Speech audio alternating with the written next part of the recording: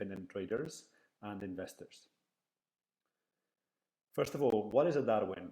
A Darwin is nothing other than a financial asset that investors may buy or sell, just like they do with a stock or a mutual fund or any other asset with which they're already familiar with. If you're curious as to what Darwin actually means, it is an acronym for Dynamic Asset and Risk-Weighted Investment, which is our evolutionary way of redescribing trading. What is a Darwin's value tied to? Well, a Darwin is nothing other than a wrapper around a trading strategy. So whenever a trading strategy, say, goes long the euro-dollar, people who have bought that Darwin will replicate it and go long the euro-dollar in the market. However, crucially, as they do so, the investors will ignore the underlying trade which has been taken. All they will know is the listing price of the Darwin. For instance, they will buy at a value of 117, just like they would with a stock, hoping that that liquidation value will go up if things play out as the original trader planned. So Darwin tracks strategies timing without disclosing live trades. That is the idea. A Darwin is a trading strategy with a wrapper around it so that the investor does not know the live trades that drive their investment. And the reason that this is not disclosed is that if the investor knew the live trades, he would have access to the intellectual property of the trader, and he would be in a position to replicate the profits by the trader without paying the trader for it, which provides a strong disincentive for good traders for disclosing that information. So how does the replication process work in detail? Well, on the one hand, we have the strategy, which informs the Darwin, so that whenever a strategy triggers a trade, the Darwin will take that trade on behalf of the investors. However, the fact that the trade is taken does not mean that it is taken with the same risk as the original strategy, because Darwinex takes two types of risk adjustments. The first type of adjustment is a levering and delevering process to transform the strategy into three different risk levels that investors may choose from, as we will describe later.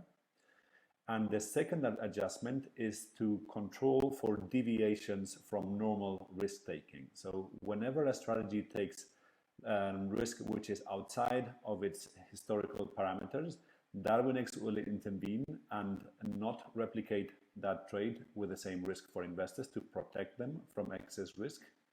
And those adjustments will take place both at the trade open, when the trade is obviously opened, and also throughout live trades. If for whatever reason market conditions increase in volatility and a trade remains open which represents excess risk for investors, then Darwinex will partially close that position even if the underlying strategy does not do it. And that transformed strategy is what investors buy. So it is important to note that whilst the Darwin is based on a trading strategy, it is not the same as the underlying trading strategy. And the differences between both will be the more substantial, the worse the risk management by the original trading strategy is. It can come in many cases that strategies which register bad profits, i.e. losses on their own account, actually deliver profit-making Darwins because the risk adjustments improve the strategy to make a losing strategy owing to bad risk management a winning strategy. And this is one of the reasons why you have talented strategies in the Darwinex leaderboard which seem to be loss-making, but whose Darwins actually represent an incredible profit opportunity for investors. So how risky are Darwins? Well, Darwins come in three different risk flavors. Each Darwin is demultiplied into a low risk, a medium risk, and a high risk version with 4, 8, and 16% of value at risk. To give you an idea of what those value at risks represent, a 4% value at risk would be about half the risk of a large equity index like the S&P 500 on a monthly basis.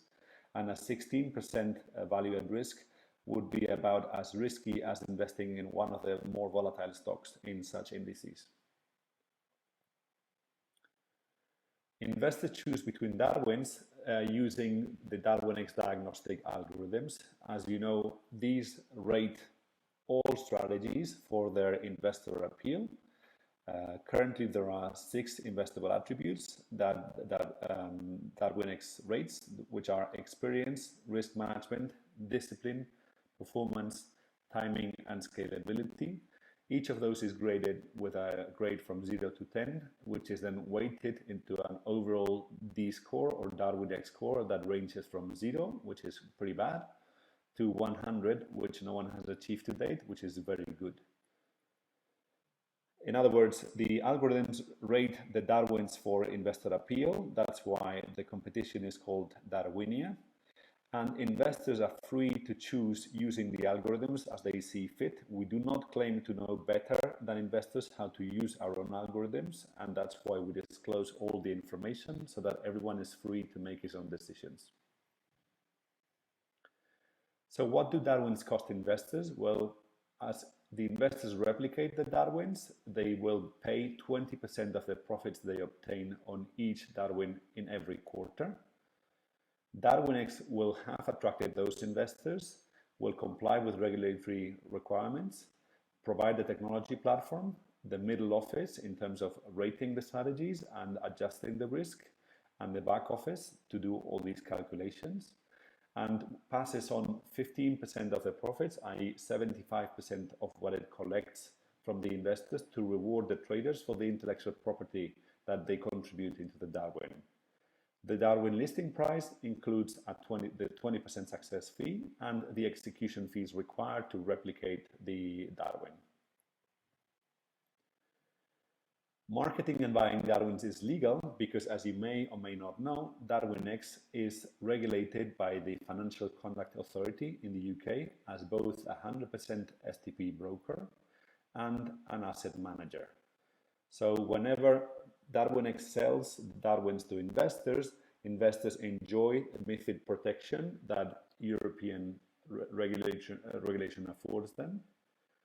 And importantly, all the trader is doing is providing some market information to Darwinex, which essentially means he is not engaging in a regulated activity. He does not require regulated permission because he is enjoying the regulatory cover that Darwinex regulation affords him. So informing Darwins and investing in them is FCA UK regulated and 100% legal. Investors can build Darwin portfolios. This is the reason why Darwins come in fixed risk levels. All the investors do is essentially purchase whatever versions of Darwins they want. As they do so, they build up their trolley of risk, and then they watch how the risk they have taken delivers returns, and they can monitor those returns real time and enter and close a Darwin anytime with immediate liquidity, which makes it easy and actually fun to build and trade Darwin portfolios.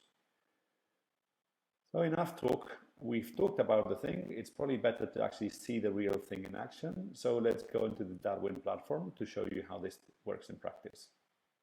So this is the Darwin leaderboard, in which we can see currently displayed 2 different Darwins corresponding to 2 different strategies.